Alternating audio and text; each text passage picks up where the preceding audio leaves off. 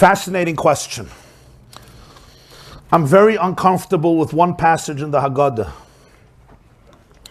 Shvoi chamoschel hagoyim asher lo yidaucha v'al mamloches asher b'shimcha lo ykarou.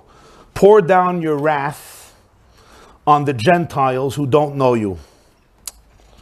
Maybe it works for you ultra-Orthodox fundamentalists who think that all Gentiles are evil. But I live in the real world. It's not how you speak today. Shvoi chamoschel hagoyim. I'm thinking of skipping this paragraph.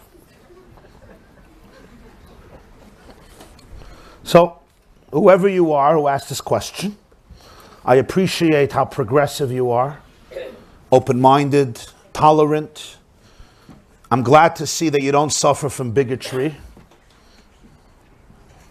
And I'm happy to see that you're as open-minded as me, and you're as tolerant as me, and that you don't have phobias and stereotypes. But with all due respect, I think you completely misunderstand this paragraph.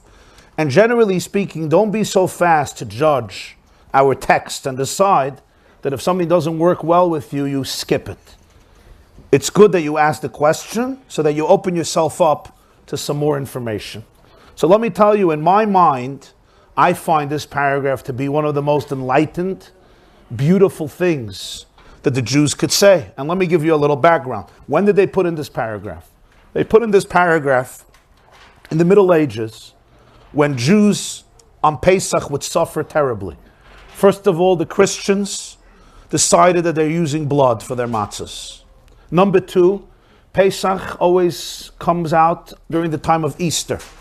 They would come back from Easter celebrations where they would be triggered, mesmerized, and inspired by their priests, bishops, cardinals, spiritual leaders who would incite them against the Jews.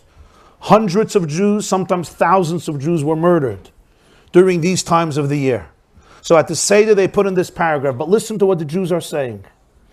Shvoi chamoschel hagoyim. And to explain it to you, I'll tell you a little story. Rabbi was once met by a priest, and the priest said, why is it that the New Testament is filled with love? In the Old Testament, God takes revenge. God is zealous. Why can't God be a God of love like he is in the Christian Bible?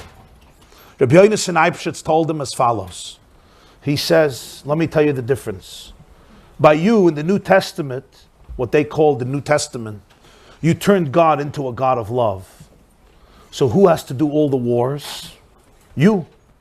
God only loves. So all the violence are done by people. You know what we did? We said all the violence is done by God.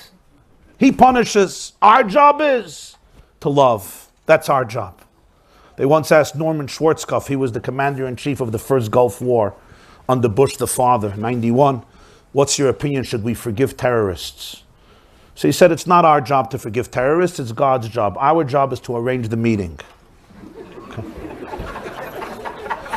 But think about Shvoi chamoschel hagoyim. It's a beautiful prayer. We're turning to Hashem and say this. We know Haba laharga chashkim laharga. If somebody comes to kill you, you have to kill him first. But we're asking at the Seder table is, you pour out your wrath on all the murderers. You take care of all the violence so that we don't have to get our hands filthy with war and violence. Morally, if somebody is about to kill you, you have to kill them. That's morally. We're asking God, you do it. You cleanse your world from all the evil and sadism and barbarity so we could spend our days and nights spreading light and hope and love.